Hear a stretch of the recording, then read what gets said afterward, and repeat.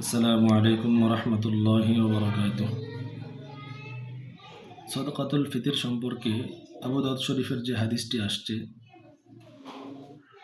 নবী করিম সাল্লাল্লাহু আলাইহি ওয়াসাল্লাম বলেছেন, ফরদ রাসূলুল্লাহ সাল্লাল্লাহু আলাইহি ওয়াসাল্লাম সদকাতুল ফিতরি তুহরাতাল লিস-সিয়ামি মিনাল লাগবি ওয়ার রাফাথি ওয়া তু'মাতাল লিল মাসাকিন। অর্থাৎ নবী করিম সাল্লাল্লাহু আলাইহি ওয়াসাল্লাম হাদিসের মধ্যে বলেন, রমজানের রোজা রাখা অবস্থায় আমাদের দ্বারা যে টুকটাক গুনাহগুলো হয়ে যায়, যে সমস্ত